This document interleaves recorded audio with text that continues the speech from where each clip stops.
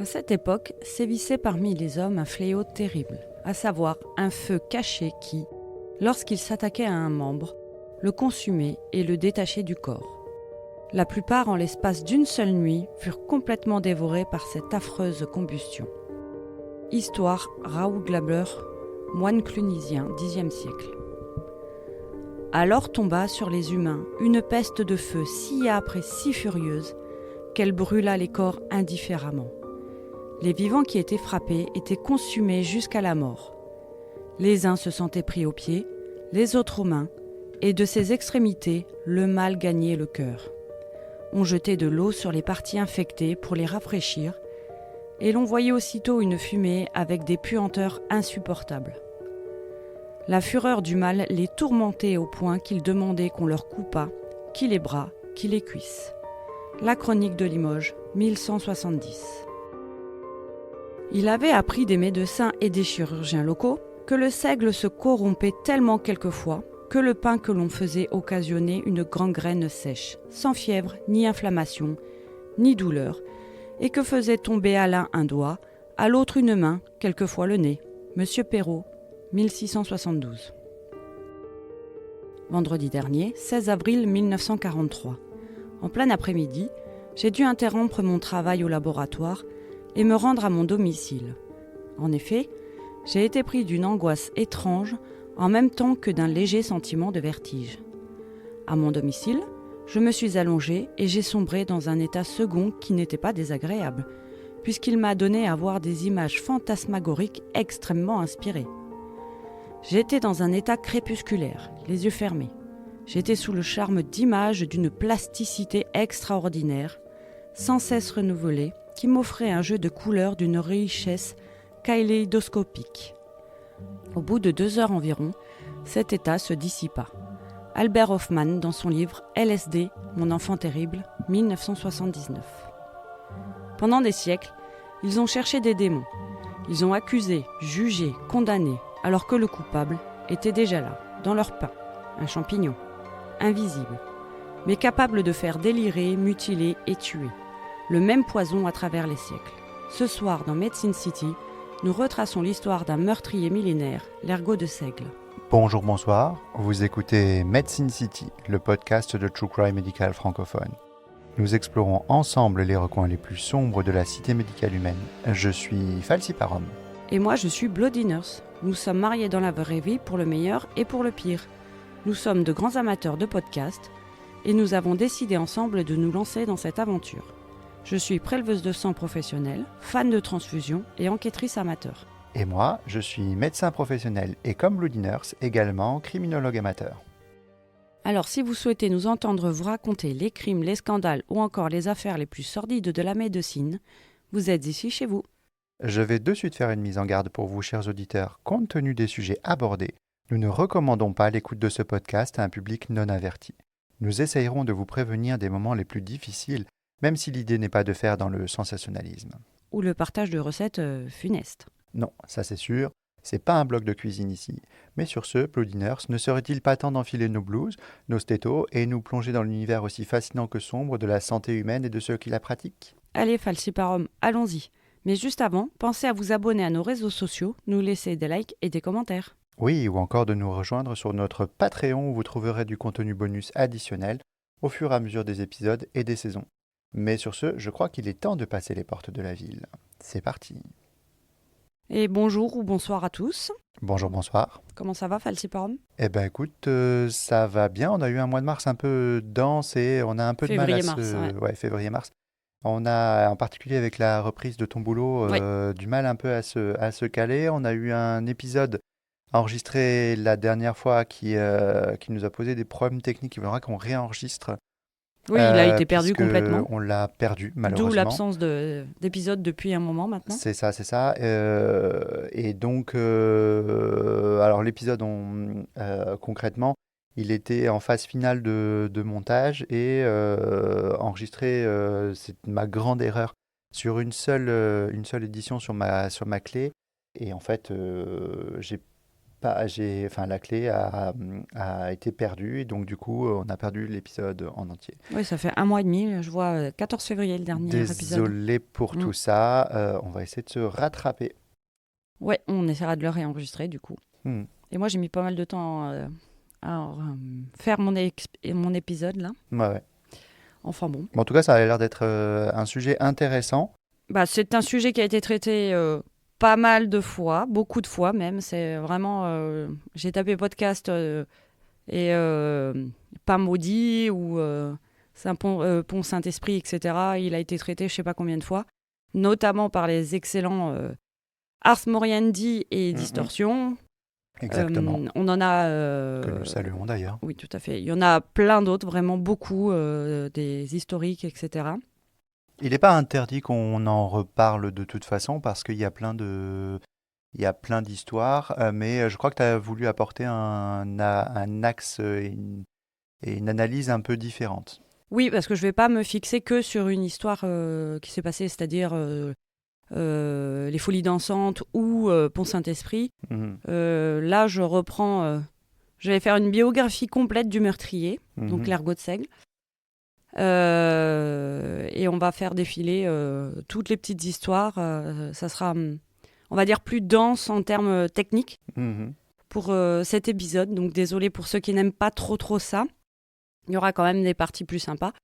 Enfin, plus historiques avec des vraies histoires, quoi. Donc voilà. Et je voulais faire un petit shout-out, c'est ça ? Oui. Donc on a eu nos 2 premiers abonnements payants sur notre Patreon. De Françoise Alice de la Chasse, à qui on fait un petit coucou, un grand coucou, merci à toi, et à Philippe, bien sûr, de nos amis Le Scénario du Pire. On a eu d'autres abonnements non payants aussi, on salue ces personnes, mais j'ai pas tous les noms, j'arrive pas à trouver sur l'application, donc je suis désolée, on les salue aussi. Et un petit coucou à Hugo, qui est le mari d'une de mes nouvelles collègues, qui a écouté, qui nous a fait un petit commentaire aussi sur Spotify. Donc je le remercie, je lui fais un gros bisou, ainsi qu'à Laurie, sa femme. Eh bien, bonjour et merci à tous. Et puis, en tout cas, on va essayer de vous apporter, parce que vos retours sont très sympathiques aussi. Oui. Et on va essayer de vous apporter en fait, ce que vous appréciez et ce que vous nous remontez comme étant appréciable de notre analyse et notre point de vue sur les choses. Oui. On y va ? Oui. On va commencer par la biographie, bien sûr, comme d'habitude. J'aime bien faire une petite biographie des meurtriers dont je parle. Donc, avant d'être un meurtrier, l'ergot de Seigle, c'était une gentille petite céréale des familles qui s'appelle le seigle, du coup. En fait, l'ergot, c'est... je pense que tu nous en parleras. Oui. L'ergot n'est pas le seigle. Mais tout à fait. Et le seigle n'est pas l'ergot. Oui, c'est pour ça que je dis qu'avant qu'il devienne meurtrier, c'est d'abord le seigle. Donc, ses origines, le seigle ou Cécalée céréalée est une céréale rustique à paille, capable de pousser dans des sols pauvres et des climats froids. Coucou l'Europe. Oui, c'est ça. C'est ce qui va jouer d'ailleurs sur sa bascule, on va dire, meurtrière. Il est originaire probablement d'Asie mineure. Il aurait d'abord été une mauvaise herbe mêlée au blé avant d'être cultivé pour lui-même à partir de l'âge du bronze. Il a été très longtemps déprécié, notamment par les Romains qui le considéraient comme un aliment médiocre. Mais le seigle s'impose pas mal, même beaucoup, au Moyen-Âge, en Europe, bien évidemment, comme une céréale essentielle, mais aussi en Europe orientale, et beaucoup dans les régions froides du Nord. Il devient une base alimentaire majeure pour les populations les plus modestes, puisqu'il pousse dans les sols pauvres et les climats très froids. Ouais, c'est pour ça que je disais coucou l'Europe, quoi. Parce qu'effectivement, c'est des choses qu'on retrouve par chez nous. En particulier sur l'Europe plus orientale. Aujourd'hui, la culture a quand même diminué en Europe occidentale, mais le seigle reste largement utilisé dans certains pays, notamment dans l'Europe de l'Est, où le pain de seigle demeure un aliment de base. Moi, j'aime bien le pain de seigle. Ou toi, aimes bien les trucs un peu mastoc, toi, à l'allemande. Le seigle fait partie de la famille des féculents. Il s'agit d'une céréale riche en glucides, mais aussi de protéines végétales, des vitamines, des minéraux comme le magnésium, le phosphore, beaucoup de vitamine B3, et c'est une grande source de vitamine B9 aussi. Aujourd'hui, on l'utilise pour l'alimentation humaine, bien évidemment. Ça fait des farines. Alors aujourd'hui et à l'époque, hein, donc déjà au Moyen-Âge et avant. Donc on en fait de la farine pour en faire du pain, bien sûr. Mais il a été pas mal abandonné des boulangers apparemment parce que sa consistance est molle et difficile à manipuler. Mais il se conserve bien. Ensuite, on en fait de l'alcool. On fait un mélange de culture blé et seigle. C'est appelé le méteil. On fait de la fabrication de whisky aux USA et au Canada aussi. Et il y a une boisson russe qui s'appelle le kvass. Tu m'en diras tant. Ouais, Kvas. C'est une boisson fermentée et pétillante. Et lui, il est obtenu à partir du pain de seigle et pas de la farine, du seigle tout court des blés. D'accord. Voilà. Bon, en gros, l'humain, dès qu'on peut essayer de faire fermenter Un peu truc d'alcool, pour ouais, en on tirer le de fait. l'alcool, on y va, quoi. Ouais, c'est ça. Et on l'utilise aussi au même titre que le riz. C'est comme les féculents de ce que j'ai dit juste avant. Ensuite, c'est utilisé comme alimentation animale. Comme je vous l'ai dit juste avant, il fait une espèce de masse gluante qui reste bien dans la bouche des animaux. Par contre, il a un petit goût amer. Une fois qu'il a été mâché par les animaux ou quoi? Une fois mâché, il a un goût amer et une fois qu'il est humidifié, il devient masse gluante. Non, ce que je veux dire par là, c'est que les gens, ils ont été goûter ce qu'il y avait dans la bouche des animaux. Sûrement, oui. Ah, intéressant. Non, mais eux, quand ils l'ont mis dans la bouche, ils ont vu que c'était gluant, quoi. Donc, il est utilisé pour les bovins, les porcs, les volailles, les chevaux, etc. Les céréales à paille.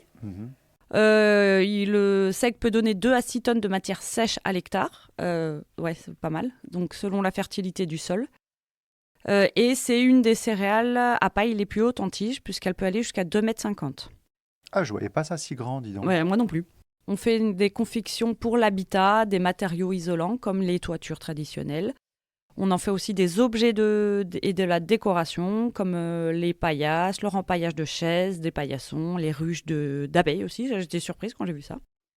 Des vêtements comme les chapeaux ou les semelles. Et pour l'agriculture, on fait les taurons de brin.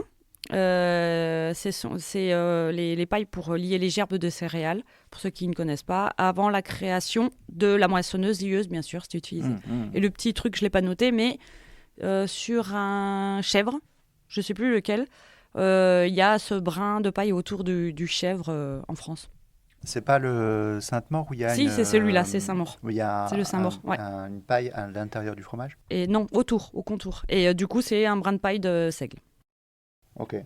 Ensuite, on en fait de la culture intermédiaire. Donc, c'est utilisé pour les grandes cultures et dans les jardins aussi. C'est utilisé comme une plante nettoyante. Alors, et dans la culture, les grandes cultures et dans les petits jardins aussi. Puis, ça permet de faire joli aussi. Voilà. On a fini sur la gentille petite céréale, mais maintenant, la petite céréale, elle va devenir, tel Dr. Jekyll et Mr. Hyde, un meurtrier. Donc, Enfin, c'est pas totalement elle, on va voir. Oui, elle se transforme. Elle va rester gentille, mais elle va héberger... Non, c'est Hulk qui se transforme. Ou alors, comme Hulk ou... comment il s'appelle l'araignée, l'homme araignée? Spider-Man piqué et bim.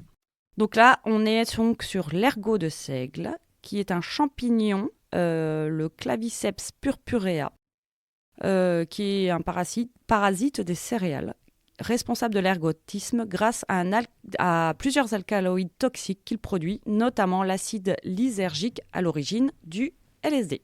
Très très connu, l'acide lysergique. Et on en parlera plus tard. Okay, oui, donc je me tais pour l'instant. Non, mais tu peux en parler, il n'y a pas de souci, mais je détaillerai un peu plus tard. Son cycle se déroule sur plusieurs étapes. Il forme d'abord un sclérote, c'est-à-dire une corne noire qui remplace le grain, et tombe au sol pour passer l'hiver. Au printemps, ce sclérote germe et produit des structures libérant des spores qui vont contaminer de nouvelles plantes en infectant leurs fleurs. Le champignon se développe ensuite dans l'ovaire du grain sous forme d'un mycélium blanc. produisant un liquide sucré contenant des spores disséminés par le vent ou les insectes. Finalement, à ce stade, ça évolue à nouveau en sclérote, bouclant ainsi le cycle et ça recommence. Donc on est, si j'ai quelques notions De champignons ? de biologie en général, on est sur quelque chose qui est résistant, parce que Oui. c'est des formes là qui sont résistantes en particulier à l'environnement et Complètement. aux conditions climatiques. Tout à fait. Et ça se développe au niveau sauvage. Au niveau sauvage, c'est pas la main de l'homme qui a fait ça. Et qu'est-ce que je voulais dire ? Oui, c'est assez marrant parce que c'est vraiment une corne noire. Quand vous regardez, si vous taperez sur Internet, peut-être qu'on mettra les photos aussi de la corne noire. Mhm. C'est assez impressionnant. Du coup, c'est tout à fait visible qu'il y a un problème sur le seigle, quoi. Tu cherchais quelque chose ? Non, je regardais la tête de la sclérote de l'ergot de seigle. D'accord. Alors, l'ergotisme causé par la consommation des céréales contaminées peut entraîner divers symptômes. On en a au niveau neuro, abdominaux, musculaires, vasculaires, que je vous détaillerai plus tard, parce qu'on va en parler, vous allez voir. Et dans les cas graves, l'ergotisme peut aussi entraîner la mort en raison de complications gangréneuses, de lésions organiques ou d'une insuffisance respiratoire. Mhm. Donc, on détaillera un peu plus tard.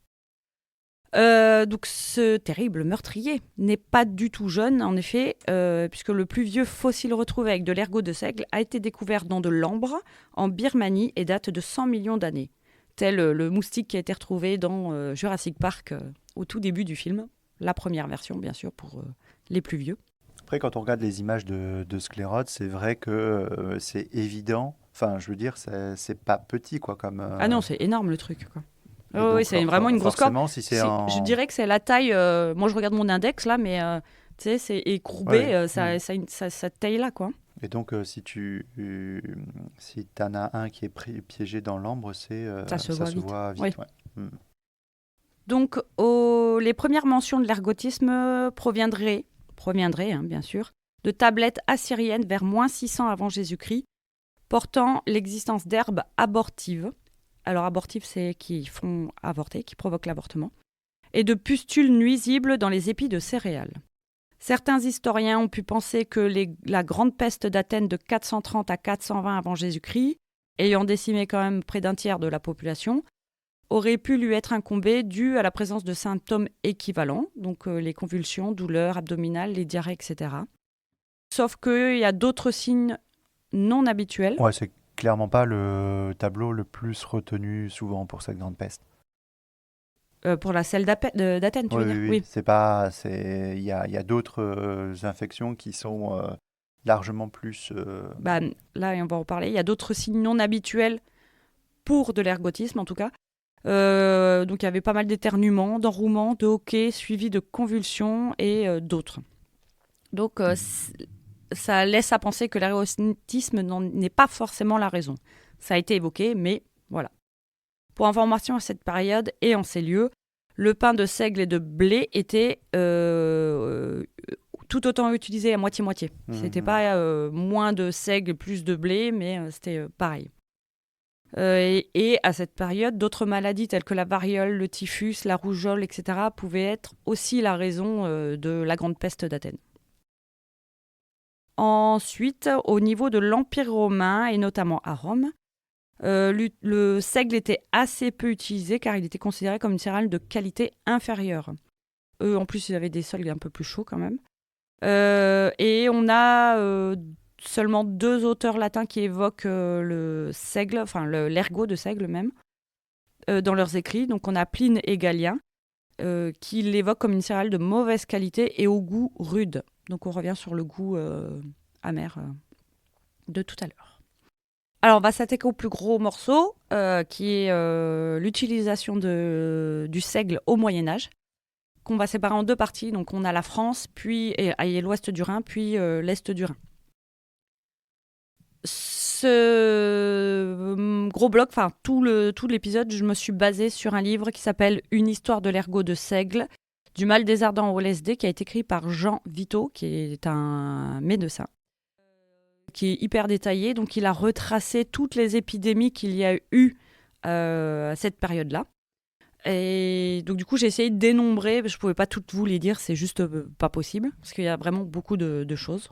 Donc, on va commencer par la France et l'ouest du Rhin. Donc, la culture du sexe s'est intensifiée après le 9e siècle en raison de l'augmentation de la population et de sa résistance au froid et à l'humidité, pour le siècle bien sûr. Ainsi, les premiers cas ont été retracés en Alsace vers 850, puis en France en 912, peu de temps après la prise de Rouen par un chef viking.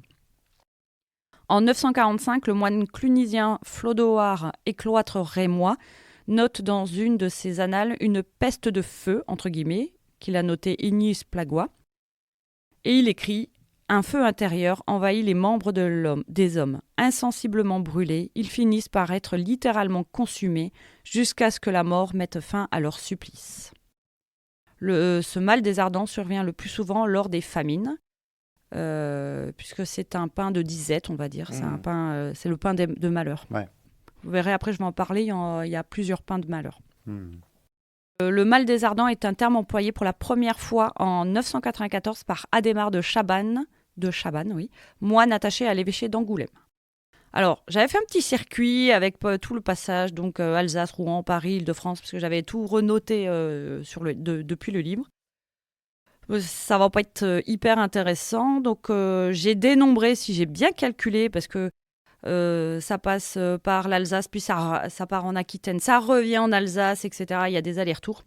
Donc j'ai dénombré, si j'ai bien compté, 44 épidémies sur cette période-là. Oh. Ouais, c'est pas mal. Hein.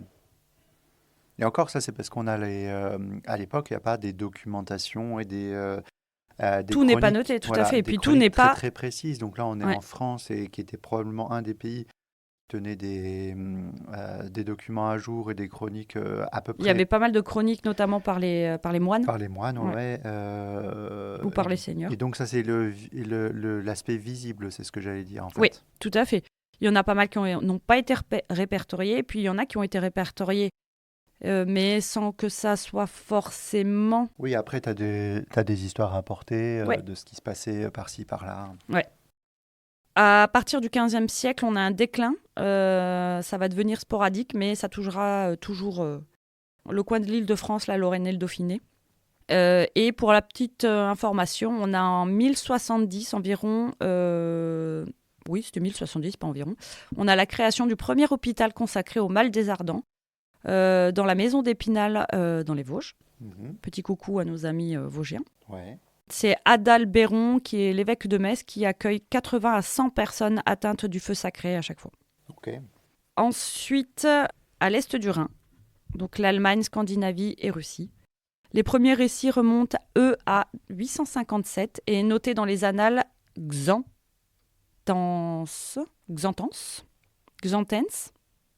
Qu'est-ce que tu dirais, toi ? Xantens, ouais. Xantens, de l'abbaye de Xantenen, en Westphalie, sur la rive gauche du Rhin.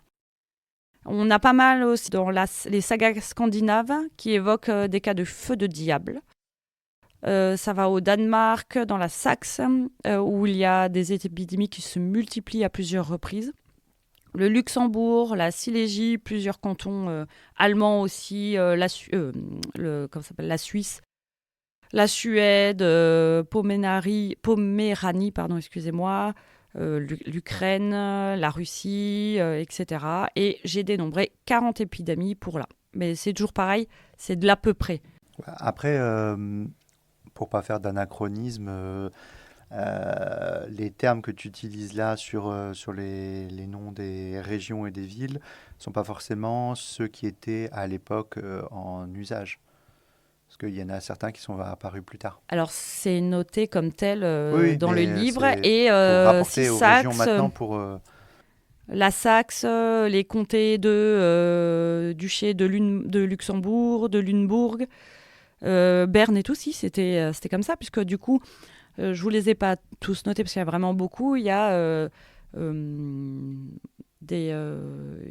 c'est très souvent que Jean Vito, il remet en contexte avec une partie des sagas ou des choses qu'il a retrouvées dans les livres, quoi.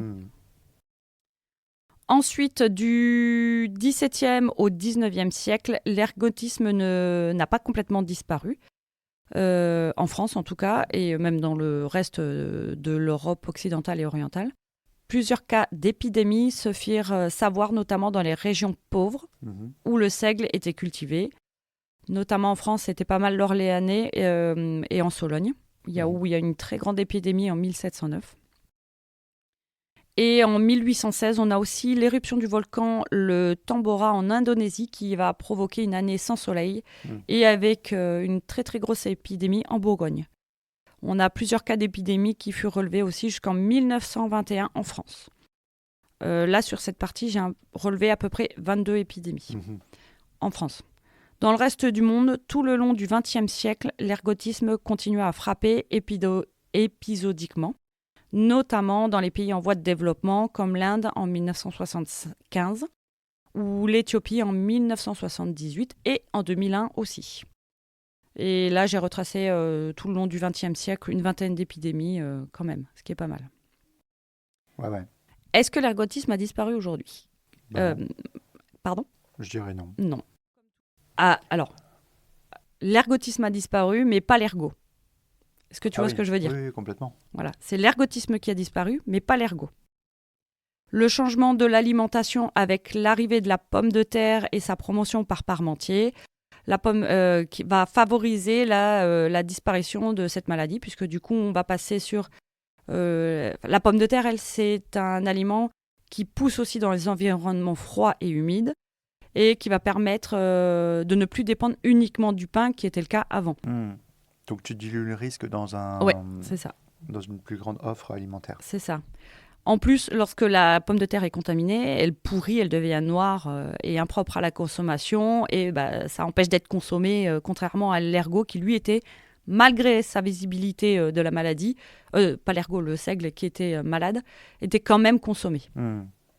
Ensuite, on a aussi l'assèchement des marais en Sologne ou dans les Landes et les améliorations en agronomie comme les assolements qui ont aussi permis de réduire la réduction de l'incidence de l'ergot. Ensuite, au niveau de mortalité, parce que je vous ai dénombré quand même pas mal d'épidémies, 22 épidémies, 40, etc. On n'a pas vraiment de chiffres exacts puisque c'était un peu compliqué à cette époque médiévale, même après, d'avoir des chiffres précis. On a plusieurs chroniqueurs de l'époque qui évoquent des chiffres allant de quelques centaines à plusieurs milliers. Il y avait quand même 40 000 morts dénombrés en 994 par Adhémar de Chabannes.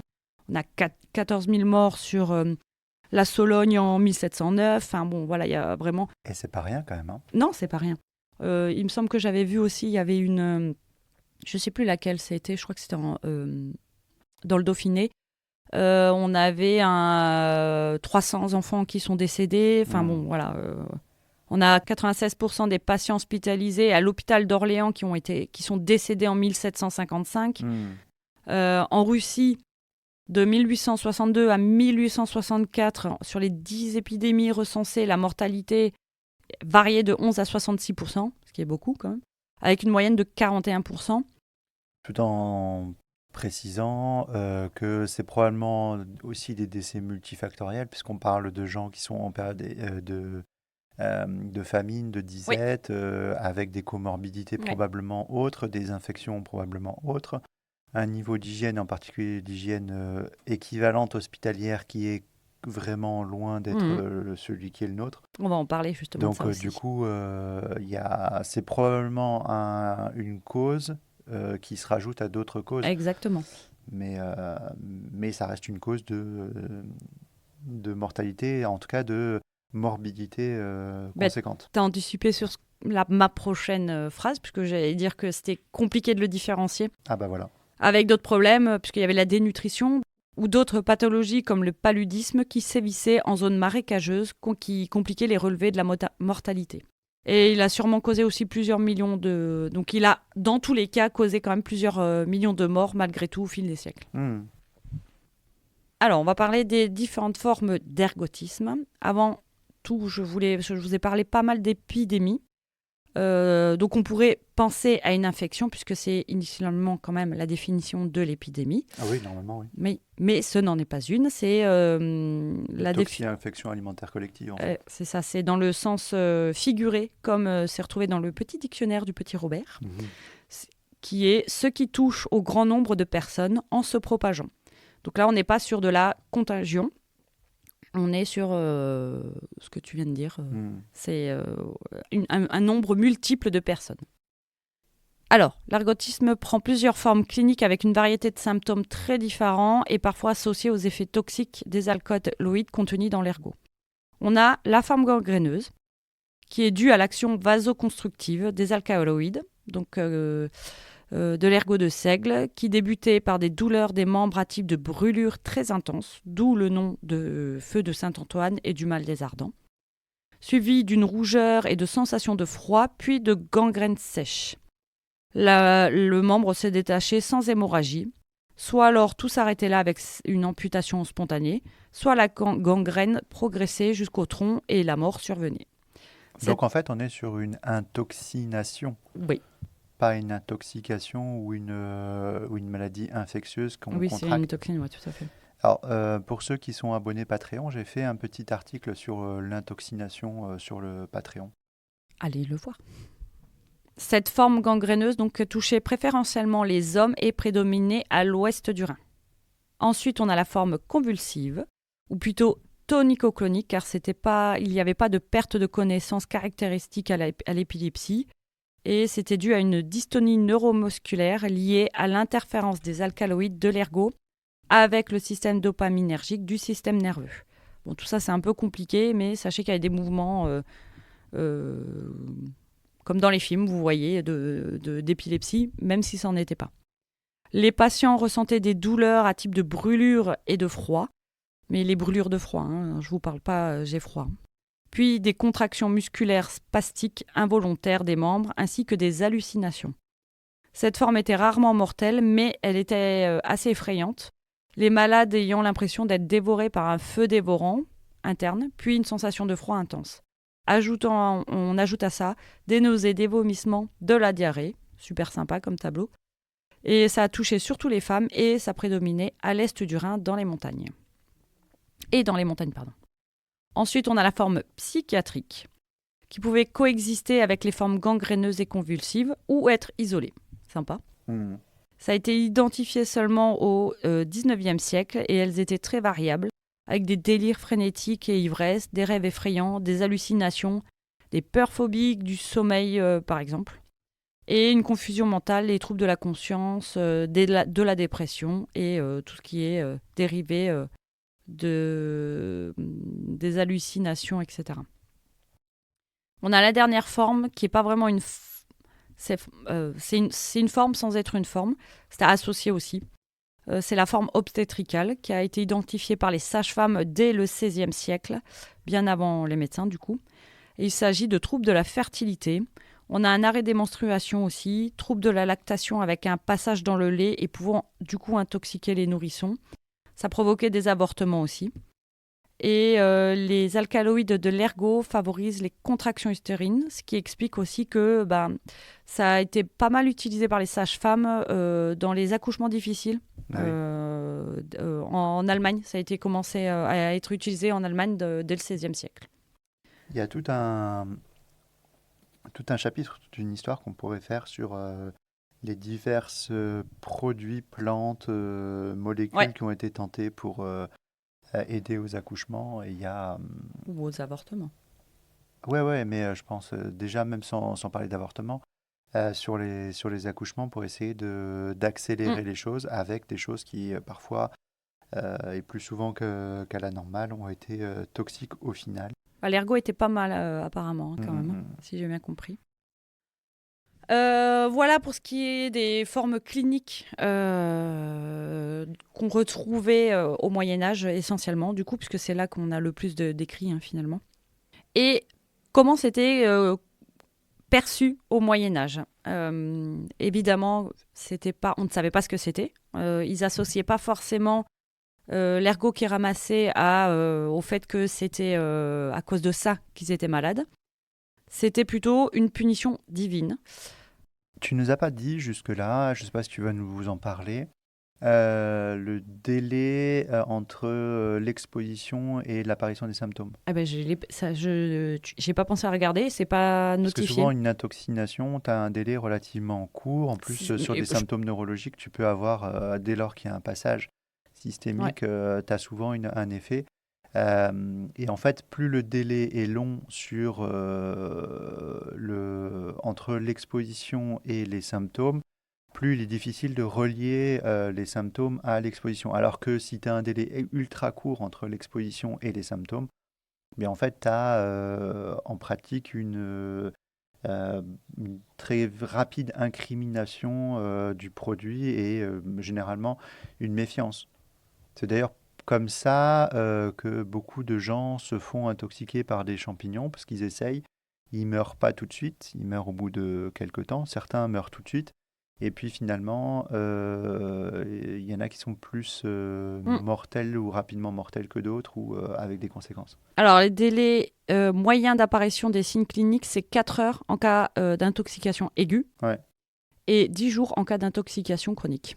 Ouais, donc tu vois, 4 heures à la rigueur, tu te souviens de ton repas, mais 10 jours, parce que tu en as mangé un peu tous les jours, tu ne peux pas forcément faire le journal alimentaire de ça. Surtout qu'à l'époque, Je suis pas sûre qu'à l'époque, ils réfléchissaient de cette manière. À l'époque, en fait. ils réfléchissaient On pas de cette réfléchissait manière-là. pas en termes de médecine. Les médecins, c'était des gens qu'on voulait pas voir. Hein. Ok. Donc. Ouais.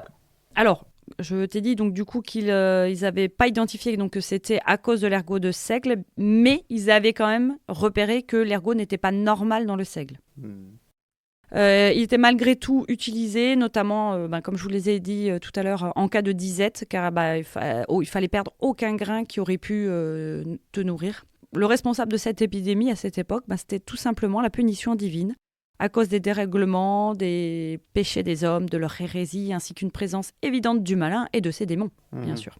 Cette intoxication était aussi vue comme l'annonce de la venue de l'Antéchrist et du jugement dernier. On a Adhémar de Chabannes, qui est un moine dont je vous ai parlé juste avant, qui estime dans sa chronique que le feu de Saint-Antoine était provoqué en particulier à cause des persécutions que les évêques et les ecclésiastiques subissaient de la part des seigneurs laïcs. Ah bah oui, pourquoi pas. Écoute. En 1088, le diable fut vu même.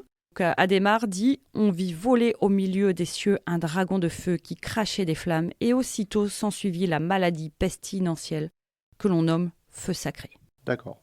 À cette époque, au niveau des traitements, il n'y en avait pas, évidemment, puisqu'on ne savait pas de ce qu'il fallait traiter. Donc, si. Donc, c'était des traitements essentiellement auprès de Dieu où on trouvait une réponse à la guérison qui était, pour le coup, miraculeuse, forcément, puisque c'était auprès de Dieu. Donc, on a plusieurs aides, on va dire. On a le tout premier saint qui va aider dans cette affaire, c'est Saint Antoine, puisque Saint Antoine est le grand saint associé à l'ergotisme.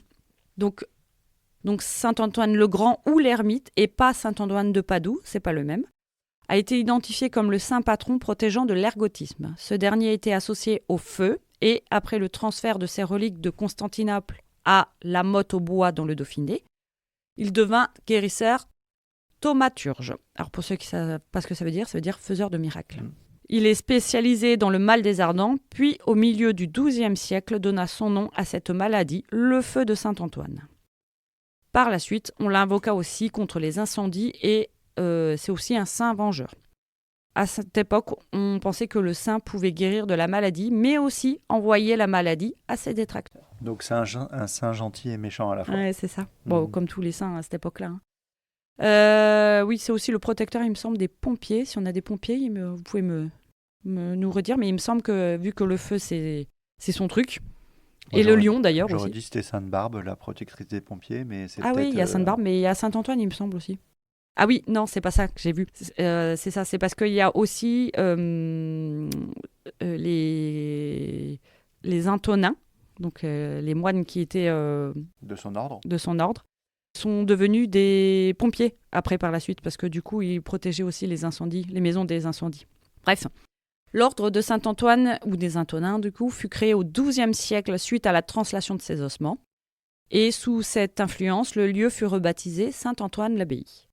Le seigneur des lieux, Guigues Didier, qui était un laïc, fit nourrir et soigner les malades d'ergotisme.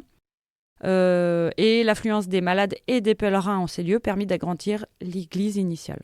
Donc en fait, on a l'ordre qui est né d'une communauté laïque charitable autour de la relique de Saint-Antoine, qui est rapportée de Constantinople, et ça a attiré de nombreux pèlerins en quête de guérison. Donc on a rapidement une organisation qui se met en place. On a les moines bénédictins pour le service religieux et la fraternité laïque d'hommes et de femmes pour les soins. Face à ce succès, les Antonins se développent en Europe, France, Italie, Flandre, Espagne, Allemagne. Et en 1247, le pape Innocent IV transforme la communauté en ordre religieux autonome, puis en ordre canonial en 1297. Alors il y a eu beaucoup de trucs. Ils se sont pris la tête entre eux, machin. Bah oui, forcément. Voilà, mais je ne vous les ai pas détaillés. Mais c'est très intéressant. Donc si vous voulez voir, vous trouverez facilement l'historique sur Internet. Donc ça a été structuré en commanderie hiérarchisée, comme les ordres militaires. Et l'ordre connaît une forte expansion au XVe siècle, où il compte plus de 200 commanderies quand même, et 370 hôpitaux. Je crois qu'il y avait plus au meilleur de sa forme, 10 000 moines pour lui. On peut le comparer à une forme ancienne d'ONG médicale. Son action reste quand même profondément liée aux croyances religieuses médiévales, où la maladie était perçue comme d'origine divine et la guérison associée à la dévotion et non pas au traitement médical. Ok. Alors, il prodiguait quand même des traitements, alors religieux, mais c'était quand même des traitements à l'époque. Ça reposait quand même pas mal sur une organisation déjà moderne. Donc on avait un accueil, un diagnostic, une orientation des malades selon les besoins. Les soins combinaient des pratiques religieuses. On commençait par la prière à Saint-Antoine, devant ses reliques, si on était à la Motte, ou devant des images de Saint-Antoine, si on n'y était pas. Ensuite, on utilisait le Saint-Vinage. Sais-tu ce qu'est le Saint-Vinage ? Non. C'est une liqueur à base de vin. Ah bah oui, forcément. Vin qui, lui, était coulé avant sur les reliques de Saint-Antoine. Ah. Bien dégueulasse. Bah, l'alcool, ça nettoie, donc du coup... Oui, c'est vrai. D'où son action sainte, donc. Ah. Et on avait dedans aussi des macérations de plantes médicinales à effet anti-inflammatoire. Et c'était probablement c'est ça qui faisait l'effet un peu curatif du Saint-Vinage, plus que le passage sur Saint-Antoine. S'il y avait de l'écorce de saule ou des choses comme ça, t'avais... je les ai pas notées les plantes, mais il y avait vraiment des vraies plantes anti-inflammatoires, etc. Comme tout bon médicament efficace, il y a bien évidemment eu de la vente de faux Saint-Vinage, évidemment. Oui, évidemment. Oui. Obligeant le pape Sixte IV à recommander l'usage du Saint-Vinage venant exclusivement de Saint-Antoine en viennois. C'est une sorte d'AOC avant l'heure. Oui, exact, c'est ça. Appellation d'origine contrôlée pour ceux qui ne sont pas francophones de France. Et pour information, je ne l'avais pas dit avant, mais ça m'avait fait rire, parce qu'il y avait aussi des faux miraculés de l'ergotisme, bien sûr. Il y avait pas mal de... C'était souvent des mendiants qui... Des charlatans. Ouais, des charlatans qui étaient malades avant, qui convulsaient... entre guillemets bien sûr, et qui étaient touchés par la grâce et qui revenaient complètement guéris, avec des jambes qui avaient repoussé, etc. Je vous ai dit les prières, l'utilisation du Saint-Vinage. On a aussi l'eau de Saint-Antoine, qui était aussi miraculeuse. Selon la tradition, elle aurait été en contact aussi avec les reliques de Saint-Antoine, pareil. Ensuite, on avait une hygiène rigoureuse, parce que quand ils arrivaient, donc il y avait d'abord en premier les pratiques religieuses, enfin il y avait l'accueil, le diagnostic et l'orientation. Donc après le diagnostic, il les amenait à la prière. Puis il y avait l'hygiène, donc il les lavait. Ils étaient vraiment lavés avec des nouveaux vêtements, un hébergement propre, façon les hospices de Bonne, tu sais, apparemment c'était déjà conçu de cette façon.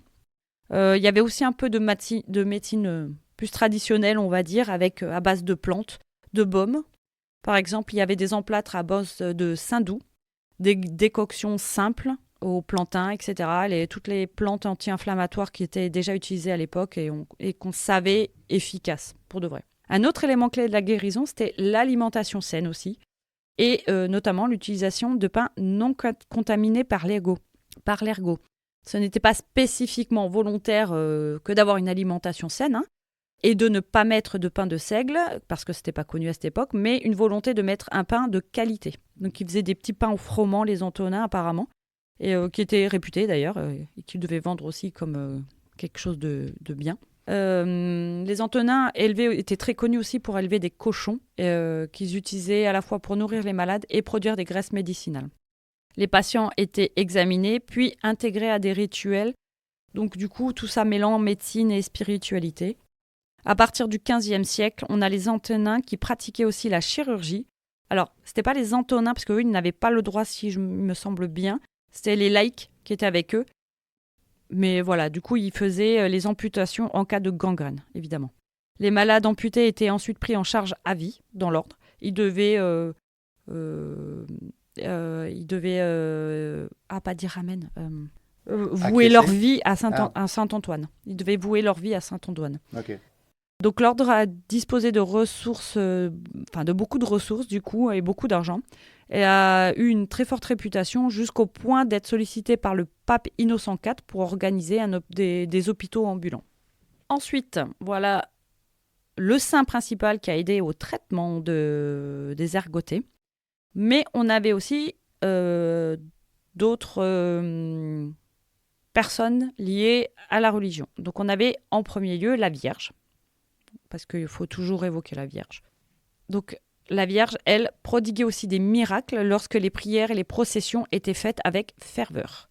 Le mal fut pendant une période appelé aussi le mal Notre-Dame au tout début, lorsque de nombreux malades furent guéris suite à une grande prière. Et par la suite, elle fut invoquée régulièrement et eut plusieurs miracles à son... Bah oui, il y a des évolutions spontanées favorables. Ben oui, mais je vais en parler de ça aussi. Les autres saints ont quasiment tous été éclipsés par Saint-Antoine, bien sûr. Mais comme pour la Vierge et Saint-Antoine, eux aussi ont leur liste de miracles, suite à des prières, des processions et des pèlerinages. Donc on va retrouver Saint Martial, Saint Goéry, Saint Grégoire, Sainte Geneviève, Saint Israël. La fameuse Sainte Geneviève de Paris qui a lutté contre Attila. Exactement, c'est ce que je l'avais noté. Et elle, pour le coup, elle a sauvé 14 000 victimes en 1129 pour l'ergot, ce qui est pas mal. Et elle a sauvé donc plusieurs fois Paris des hordes d'Attila. Une fois des hordes d'Attila, mais elle a fait l'ergot, elle a fait Attila, elle a fait plusieurs personnes, plusieurs miracles, on va dire. On a Saint Israël, Saint Gilbert, et on a beaucoup de saints locaux. Je ne vais pas tous les dénombrer parce qu'il y en a vraiment, vraiment beaucoup. Pour une explication un peu plus rationnelle aujourd'hui, l'explication des miracles des saints, et en fait, sont dus au pèlerinage, très souvent, plus aux prières. Parce qu'en fait, les pèlerins, ils quittaient la zone productrice des seigles ergotés. S'ils n'étaient pas trop contaminés, ceux-ci guérissaient assez facilement. Ils avaient aussi, vu qu'ils allaient dans des hospices, etc., ils mangeaient autrement que ce qu'ils mangeaient à l'extérieur, même s'ils restaient sur le lieu de production du seigle. Donc, forcément... Ils réduisaient leur inoculum. C'est ça. Et c'était pas un effet on-off quand tu arrêtes. Mais bon, en fait, dès que tu arrêtais de manger, si tu n'étais pas trop atteint, tu guérissais assez rapidement, en fait. Voilà sur tout ce qui est traitement historique. Ouais. Au Moyen-Âge et jusqu'à début du 19e quand même, parce que la religion, même si on a découvert entre-temps quand même d'où est-ce que ça arrivait, la religion a eu une place prépondérante quand même pendant beaucoup de temps. Et justement, on va parler après, dans une deuxième partie, là on va faire une petite pause. Enfin une petite pause, on va diviser l'épisode en deux. Ouais. Et on va parler d'identification, de la découverte de l'ergot dans une deuxième partie. Et on va aborder le sujet de façon un peu plus scientifique, actuelle, médicale et scientifique. Et on parlera aussi des mystères liés à l'ergot. Ah. On parlera plus de ce qui a été vu dans les autres épisodes de podcast par nos collègues podcasteurs. Ok. Aussi. Bon, écoute, nous mettons un terme à cette première partie et nous invitons les auditeurs à nous suivre sur la deuxième partie et sur la suite de cette aventure de l'ergot et l'ergotisme. À tout à l'heure. À tout à l'heure, et restez à l'écoute des pulsations qui montent des ruelles sombres de la ville. À bientôt. À bientôt.